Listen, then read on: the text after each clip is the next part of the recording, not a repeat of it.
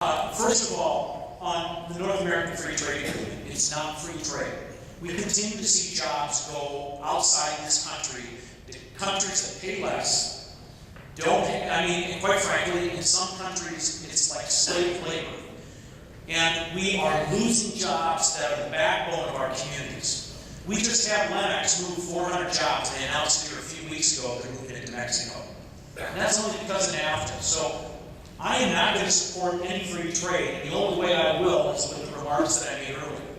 As for how I would grow the economy, I would base it on what we've done in the legislature. I think the iJobs is a good example. But if we're going to do iJobs, we need to, on a federal level, we need to make sure that it's Davis-Bacon wages and standards for those types of projects. We need to make sure that people are getting, and I'll just give you this example. My son Joe worked for a construction company when he turned 18.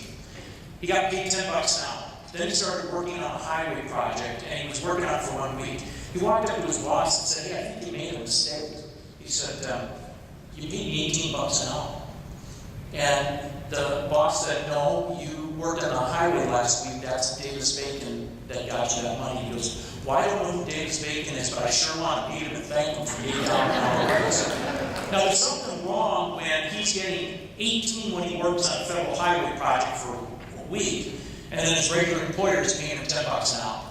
Quite frankly, the only way we rise all ships and all tides is by raising water for everybody so that all boats rise. And so I think it's very important that we focus on rail, that we focus on infrastructure, similar to what the WPA project was back in the 1930s to put Americans back to work. Focus on our roads, focus on our bridges, and allow the ability for expansion of those types of jobs here throughout the United States. There's not going to be one project that puts all Americans back to work.